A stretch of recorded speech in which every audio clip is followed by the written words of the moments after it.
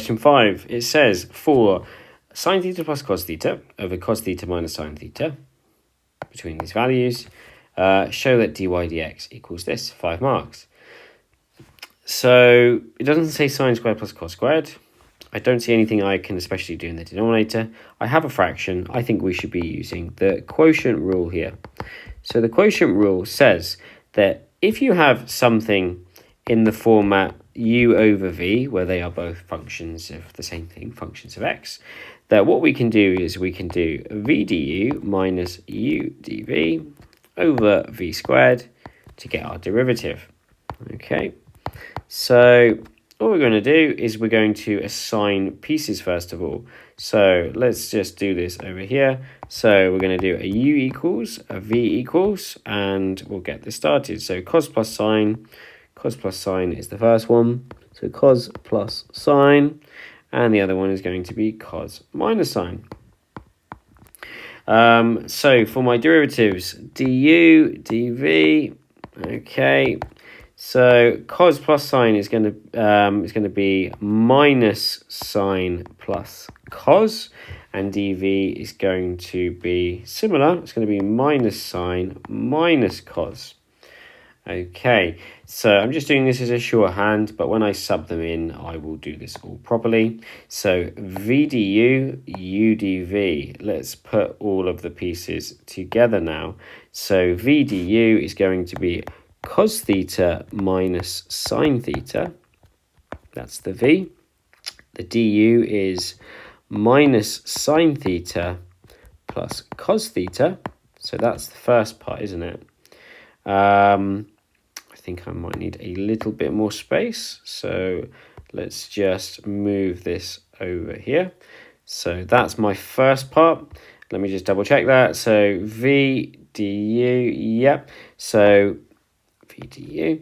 So let's do u dv now. So let's do cos theta plus sine theta multiplied by minus sine theta minus cos theta. And we mustn't forget to do this all over v squared. So v squared is cos theta minus sine theta squared. And it says show that, so I'm going to put my dy dx.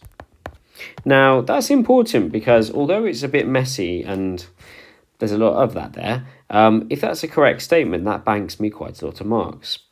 I can also now start to compare. Notice my denominator seems to be exactly the same. So I think I'm trying to just work with the numerator here and to show that everything should be simplifying. First steps might be to just sort of simplify this one here and then simplify this one here. Okay, so let's start doing that for the first bracket then. So let's put the coses together. So that would give me cos squared theta. Two negatives, so that is plus a sine squared theta. Right, okay. Well, that's a 1, isn't it? So I wonder if that's going to be useful for that. I'll put all of this in brackets as well to make clear that it's just the sort of the first part here as well. Okay.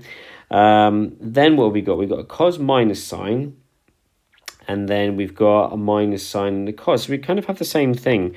We're going to have two of them, in other words. So we're going to have minus 2 sine theta cos theta. Okay. Now, the other one, let's put the minus sign there. Let's put the brackets nice and carefully. So I'm going to have what? I'm going to have, if I do the coses first again, I can say I'm going to have a minus cos squared theta. I'm going to have a minus sine squared theta. I'm going to have, what's that there? That's a minus sine cos, a minus sine cos. Okay, so I'm going to have the same like the other one, a minus 2 sine theta cos theta. Now, let's handle these ones. So there's a few ways we could do this, but what we really need to spot is that this negative expands out to all of those. So you could write something like this. So you could say cos squared theta plus sine squared theta minus 2 sine theta cos theta plus cos squared theta plus sine squared theta plus 2 sine theta cos theta is my whole numerator. And then we can start to see that they should cancel. And this should be 2. And we know it's 2, but let's just write it so no one's in any doubt. So how about we write this as 2 sine squared theta plus cos squared theta. And let's return the denominator now, which was cos theta minus sine theta all squared. Let's put the dy dx back as well now. And let's just say that this is the same as 2 over cos theta minus sine theta squared. And again, I'll just put the dy. Oh, it was dy d theta, wasn't it? So that's a good thing that I checked that one there. Okay, so a bit of quotient rule there for our question number 5.